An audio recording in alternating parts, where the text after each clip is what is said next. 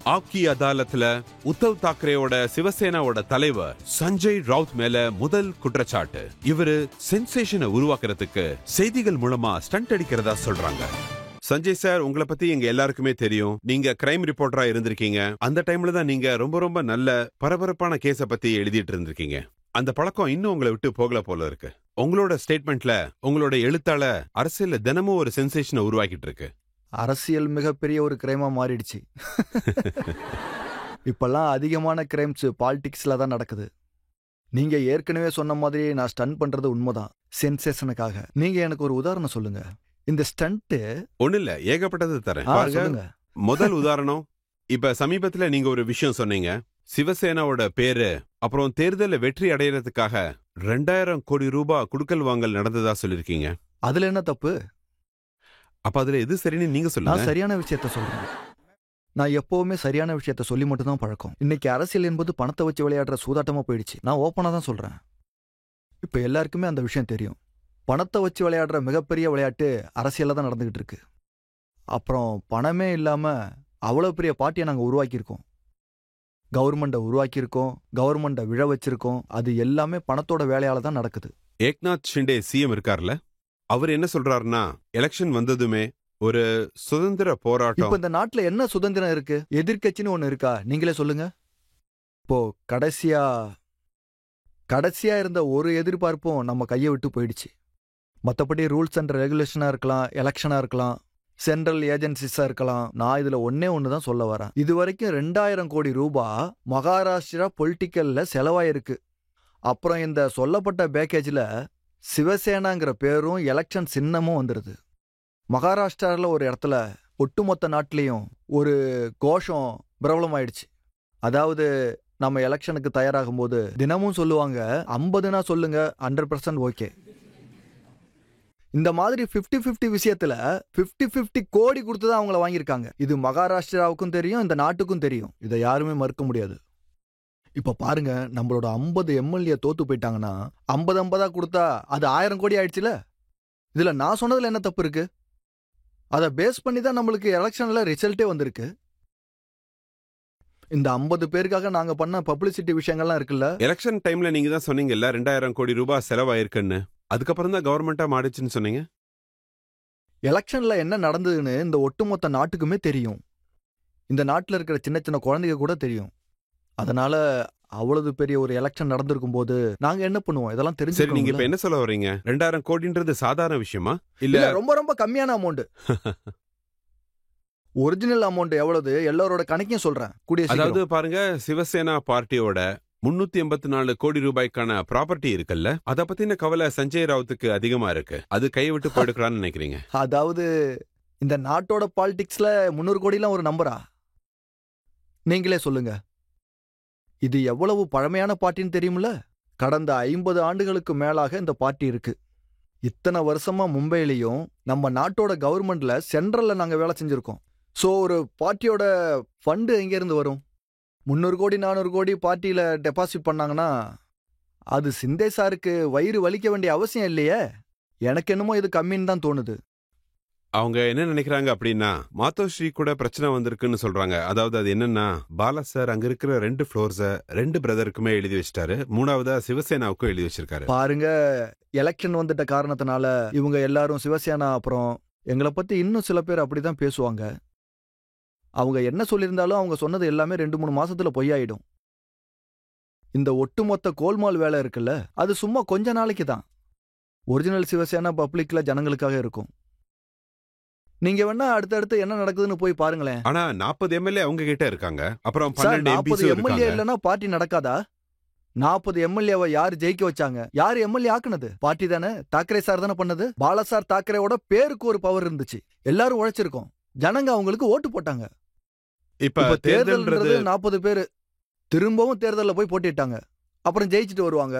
அப்புறம் தெரிஞ்சிரும் ஒரிஜினல் சிவசேனா எங்க இருக்காங்கன்னு.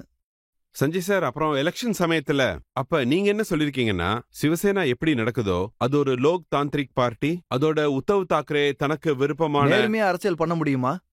நீங்க சிவசேனாவை பத்தி பேசுறீங்க.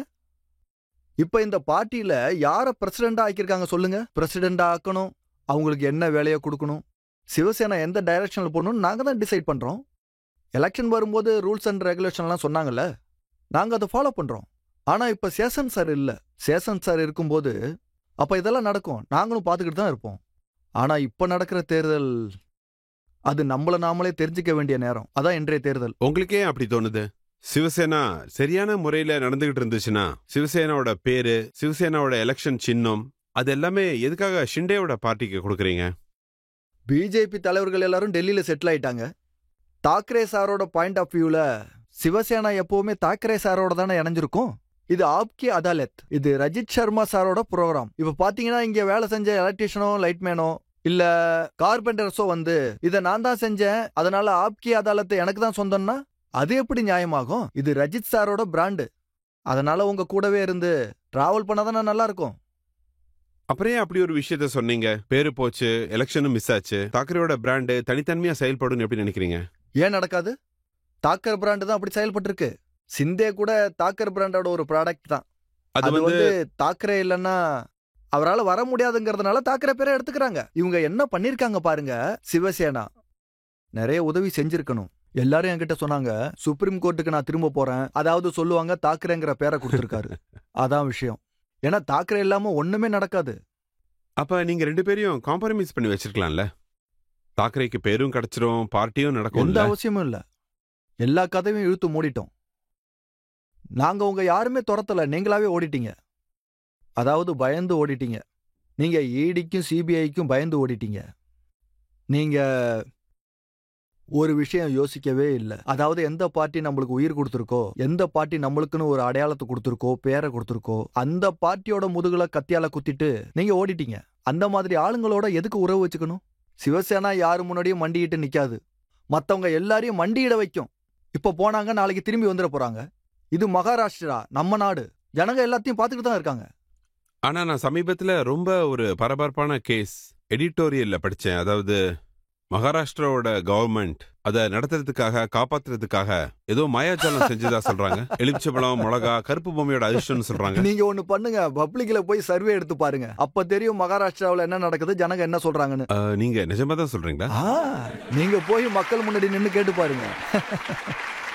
நீங்க பப்ளிக் நடுவுல இறங்கி கேளுங்க. இல்லனா என்ன நடக்குதுன்னு சிஎம் ஹவுஸ்ல போய் கேட்டு பாருங்க.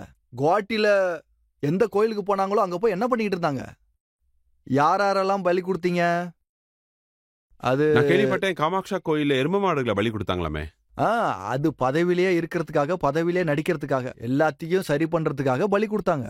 எல்லாத்துக்கும் தெரியுமே, அதுல மறைக்கிறதுக்கு என்ன இருக்கு? நீங்க ஏதாவது ரகசியமா ஏதாவது மர்மமான விஷயத்த செய்ய போறீங்களா என்ன? நீங்க மகாராஷ்டிராவில் இருக்கிற ஒவ்வொரு வீட்லயும் கேட்டு பாருங்க.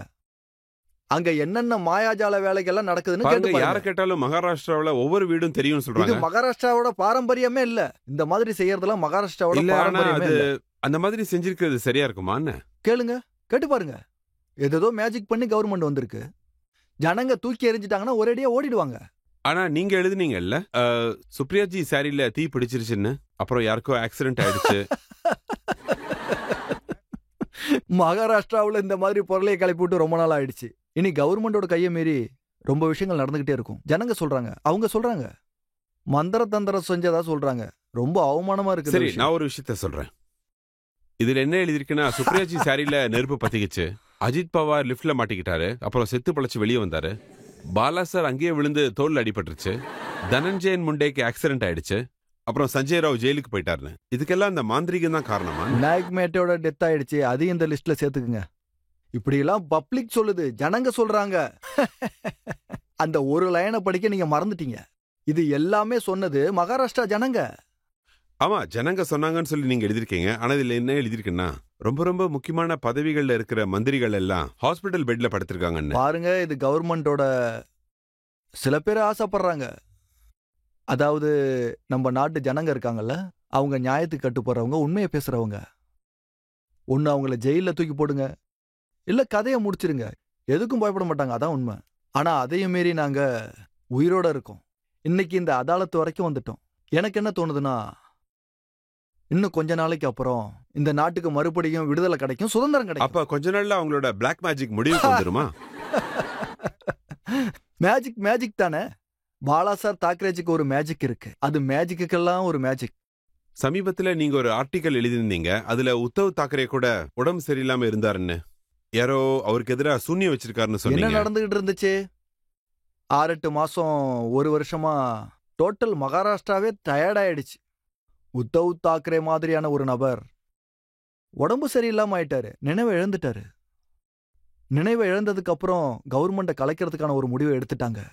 நம்ம தலைவர் பெட்ல இருக்காரு, நம்ம தலைவர் ஹாஸ்பிட்டல்ல சீரியஸா இருக்காரு, அன்கான்சியஸா இருக்காரு. அப்புறம் அவரோட ஒரு சில ஃப்ரெண்ட்ஸு அதை அட்வான்டேஜா எடுத்துக்கிட்டு ஆட்சியை கவுக்க ட்ரை பண்ணாங்க. அப்ப அதுக்கு என்ன அர்த்தம்? இதுதான் மக்கள் ஆட்சியா, மனித நேயமா? ஆனா நீங்க கோர்ட்டுக்கு போனீங்களா அதுக்கு எதிராக போராட்டத்துக்காக? போராடிக்கிட்டே தான் இருப்பேன். என்னோட ஜென்மம் முடியற ஆனா வரைக்கும் இதுல ஒரு போராடுவேன். விஷயம் என்னன்னா, நீங்க கோர்ட்லயும் போராடுறீங்க, அப்புறம் நீங்க எழுதிருக்கீங்க சட்டமும் நியாயமும் சில பேரோட பாக்கெட்டுக்குள்ள இருக்குன்னு சொன்னீங்க. ஆமா, கண்டிப்பா நான் ஒத்துக்கிறேன். நான் எழுதுனது உண்மைதான். அந்த விஷயத்த நான் தனியாளா சொல்லல.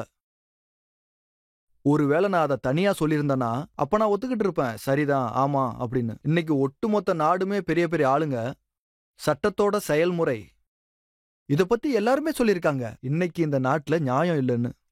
அதனாலதான் நான் அப்படி சொன்னேன். உச்ச நீதிமன்றம், அதாவது சுப்ரீம் கோர்ட், அதை மட்டும் தான் இப்ப நாங்க முழுசா நம்பிக்கிட்டு இருக்கோம். கண்டிப்பா அங்கிருந்து எங்களுக்கு நியாயம் கிடைக்கும்னு நம்புறோம். இன்னும் நீங்க சில விஷயங்களை எழுதிருக்கீங்க. அதாவது பதவியில இருக்கிறவங்க எல்லாம் கஜானாவோட பங்களான்னு சொல்லிருக்கீங்க.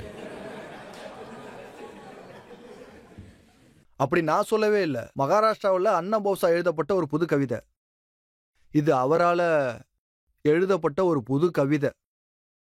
அதை தான் நீங்க சொன்னீங்க. இன்னும் சில விஷயங்கள்லாம் இருக்கு. நீங்களே எழுதிருக்கீங்க யாருக்கிட்ட போய் நியாயம் கேட்கறது, ஏன்னா இங்க நியாயம் கேட்டு போராடுறதுக்கு வாய்ப்பே இல்லை. டெஃபினெட்லி. அதாவது நியாயம் கேட்டு வரவனுக்கு உடனே நியாயம் கொடுக்கறதுக்கு பதிலா சில பேர் ராஜ்யசபா போயிடுறாங்க, ராஜ்யபால் ஆயிடுறாங்க, இன்னும் சில பேர் ஏதாவது ஆர்கனைசேஷனோட சேர்மன் ஆயிடுறாங்க. நியாயம் வழங்கும்னு எங்களை பத்தி தெரியும்ல. கோர்ட்டை பொறுத்த வரைக்கும் சேர்ல உட்காந்துருக்காங்க. எனக்கு என்ன தோணுதுன்னா, ஒருவேளை நீங்க பாரபட்சமே இல்லாம செயல்பட்டீங்கன்னா எந்த ஒரு பொலிட்டிக்கல் பார்ட்டிக்கும் சாதகமா செயல்படக்கூடாது இல்ல? சொல்லுங்க, அப்படிதானே? அவங்க பார்வை எப்பவுமே ரிட்டையர்மெண்ட்ல தான் இருக்கு. அதுக்குள்ள என்ன கிடைக்கும் அதை பேஸ் பண்ணி தான் நியாயத்தையே சொல்றாங்க.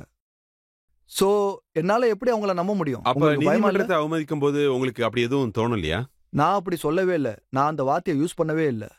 வார்த்தை ஜாலங்களை நான் பயன்படுத்தியிருப்பேன், அது உண்மைதான். இந்த வார்த்தையை நான் இல்ல இல்ல, பயன்படுத்தவே உங்க இல்லை. பேர்ல தான் இது இந்த பிரிண்ட் print and ஆயிருக்கு. இந்த print publication and என்பது publishன்றது சஞ்சய் ராவுத்தோட ட்வீட்னு தான் போட்டிருக்கு. இதை நீங்க மராட்டி பாஷையில எழுதிருக்கீங்க. இதோட டிரான்ஸ்லேஷன் என்னன்னு சொல்லுங்க. நியாய வழங்கும் நீதிமன்றம் கூட பணபலத்துக்கு வப்பாட்டியா இருக்குன்னு சொல்லிருக்கீங்க. அதாவது சொல்ல போனா நம்ம மகாராஷ்டிராவோட மிகப்பெரிய ஒரு கவி அண்ணா பௌஷா அவரோட பேரு. இது அவரோட ஒரு கவிதை வரி, புது கவிதை. அததான் ஆனா நான் இது அவரோட கவிதைன்னு சொல்லவே இல்லையே. இல்ல இல்ல இல்ல. அது நான் என்ன சொல்ல வரேன், சார், முதல்ல சார், கேளுங்க. இல்ல இல்ல, இது நான் நீங்க போட்ட அது- ட்வீட் தான் அது சார். வந்து அது நீங்க தான் உங்க கையில போட்டிருக்கீங்க. இருக்குது இன்கம்ப்ளீட்டான விஷயம். என்ன பத்தி ஜனங்க எப்பவுமே இன்கம்ப்ளீட்டான விஷயத்தை தான் சொல்றாங்க. சரி, அப்ப கம்ப்ளீட் விஷயத்தை நீங்க சொல்லுங்க. பாருங்க, அது என்னோட கவிதையே இல்ல. ஆனா அந்த கற்பனை இருக்குல்ல, அது இந்த தேசம் மொத்தமா சொல்ற வார்த்தை. இன்னொரு விஷயமும் என்கிட்ட இருக்கு. அதாவது அதுல என்ஃபோர்ஸ்மெண்ட் டைரக்டரை பத்தி சொல்லிருக்கீங்க. அதாவது இடியை பார்த்து சொல்லிருக்கீங்க, என்ன பகச்சிக்காதீங்க, நான் நிர்வாணமான மனிதன். ஆமா, அப்படி சொன்னதுல என்ன தப்பு? அதாவது நான் அப்படி என்ன தப்பா சொல்லிட்டேன்? நான் என்ன சொன்னேன்னா, நீங்க நிர்வாண மனிதன் சொன்ன தப்பா இல்ல பகச்சிக்காதன்னு ரெண்டுமே சொன்ன தான். தப்பா? நிர்வாணம்னா என்கிட்ட ஒண்ணுமே இல்லைன்னு அர்த்தம். பாலாசா தாக்கரே சாரோட கருத்துக்களை தவிர என் கையிலயோ பாக்கெட்லயோ இருக்கிறது ஒரே ஒரு கார்டு தான். அதை தான் நான் இங்க வச்சிருக்கேன். அந்த ஐடி கார்டு தான் என்னோட பவர், என்னோட பார்ட்டி, என்னோட ஜனங்க. அதை தவிர எனக்கு சொத்து பத்து எதுவுமே இல்ல. இடிசிபிஏ எதுக்கு ஏன் பின்னாடி வந்துகிட்டு இருக்காங்க சொல்லுங்க? எதுக்கு? நான் கவர்மெண்ட்டை கேள்வி கேட்கறதுனாலயா? யாரெல்லாம் கவர்மெண்ட்டை எதிர்த்து கேள்வி கேட்கறாங்களோ அவங்கெல்லாம் தேச துரோகி ஆயிடுவாங்களா? உடனே அவங்க பின்னாடி இடியும் சிபிஐயும் அனுப்பி வச்சிடறாங்க. அது மகாராஷ்டிரா தலைவரா இருந்தாலும் சரி, அல்லது டெல்லியா இருக்கலாம், இல்ல சத்தீஸ்கரா இருக்கலாம், வெஸ்ட் பெங்காலாவா இருக்கலாம். அப்படின்னா ரோலிங் பார்ட்டில உட்கார்ந்து இருக்கிற எல்லாரும் சன்னியாசி சித்தர்களா? போய் அவங்கள்ட்ட பாருங்க, நான் உங்களுக்கு விளக்க சொல்றேன். உங்களுக்கு ஏதாவது டீடைல்ஸ் வேணும்னா என்ன கேளுங்க, நான் சொல்றேன். அப்புறம் நீங்க சொல்லிருக்கீங்க 121 பேரோட ஃபைல்ஸ் இருக்குன்னு. நீங்க சொல்லிருக்கீங்க உங்களுக்கு நிறைய வேலை தரேன்னு சொல்லிருக்கீங்க. ஈடியால மூச்சு கூட விட முடியாத அளவுக்கு Definitely. வேலை. அதுல ஒரு சில ஃபைல்ஸை நான் கொடுத்துட்டேன். ஆனா எந்த விசாரணையுமே நடக்கலையே. எத்தனை பேர் மேல அந்த மாதிரி நிறைய பேர் கொடுத்திருக்கீங்க? இருக்காங்க, ஆனா ஒரு பேர் வெளியே வந்துருச்சுல. அதெல்லாம் யாரோட பேரு? நாடு முழுக்க எல்லாருக்குமே தெரியுமே. என்ன விஷயம்னா, அதாவது நம்மள மாதிரி மிடில் கிளாஸ் ஆளுங்க அன்றாட வேலைகளை செஞ்சு வாழ்ந்துகிட்டு இருக்காங்க. அவங்க பின்னாடி எதுக்கு சிபிஐ அனுப்புறீங்க? ஆனா எனக்கு எந்த பயமும் இல்ல. நான் ஜெயிலுக்கு போயிருக்கேன், ஆனா நான் சரண்டர் ஆகல. நான் சிந்தே கூட ஓடி போய் எங்கேயும் போய் பதுங்கி இருக்கல. எனக்கும் ஆஃபர் வந்துச்சு, எங்க ஆளுங்களுக்கும் வந்துச்சு. கட்சி மாறுங்க, எங்க கூட வந்து சேர்ந்துருங்கன்னு. அவங்க ஆனா எவ்வளவு நாங்க பணம் ஆஃபர் பண்ணாங்க? என்னெல்லாம் எவ்வளவு விலை கொடுத்தும் வாங்க முடியாது, அதான் பிரச்சனை. பணத்தை கொடுத்து வாங்குறதுக்கு நாங்க ஒன்றும் பொருள் இல்ல. பாருங்க, என்னோட வாழ்க்கை இருக்கு பாருங்க, அது பாலாசா தாக்கரேவோட சேர்ந்தது. அதை எப்பவுமே யாருமே விலை கொடுத்து வாங்க முடியாது. அவரு கூட நான் இணைஞ்சிருக்கேன். அவரு ரொம்ப உயரத்துல இருக்காரு. அதுக்கெல்லாம் எவ்வளவு பணம் கொடுத்தாலும் ஈடாகாது. ஆனா உங்களுக்கு உங்க உயிருக்கே ஆபத்துன்னு சொன்னாங்க. அப்படி ஒரு குற்றச்சாட்டை முன் வச்சீங்க. ஏக்நாத் ஷிண்டேயோட பிள்ளை மேல குற்றச்சாட்டு வச்சீங்க. உங்களுக்கு எதிராக கான்ட்ராக்ட் கொடுத்ததா சொல்லியிருக்கீங்க. அதாவது இதுவரைக்கும் அந்த மாதிரி குற்றச்சாட்டு எதுவுமே நான் முன்வைக்கல. ஏன்னா நான் பயப்படுற ஆள் இல்ல.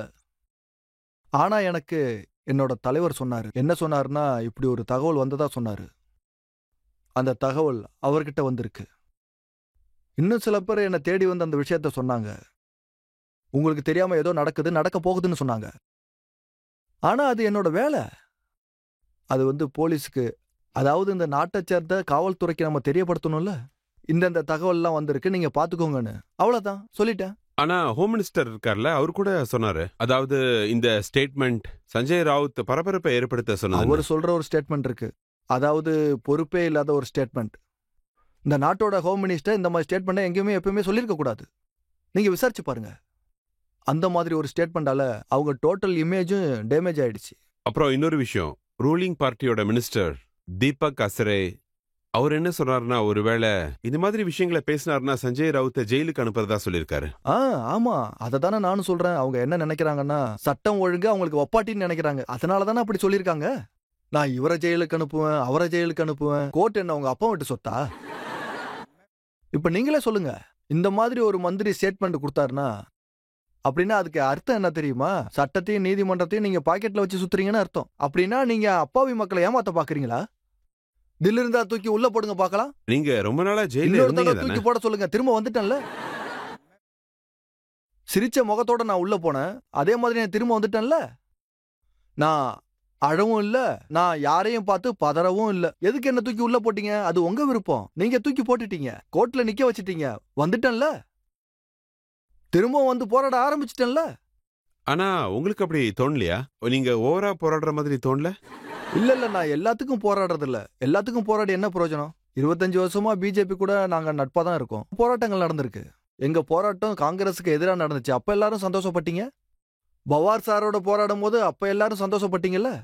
அப்புறம் பிஜேபியோட சண்டை போட ஆரம்பிச்சதும் அப்புறம் சஞ்சய் ராவுத்தை பத்தி ஜனங்க இப்படி எல்லாம் பேச ஆரம்பிச்சிட்டாங்க. எதுக்கு எடுத்தாலும் சண்டை போடுறீங்கன்னு சொல்றாங்க. நல்லா புரிஞ்சுக்கங்க, போராடுறது என்னோட உரிமை.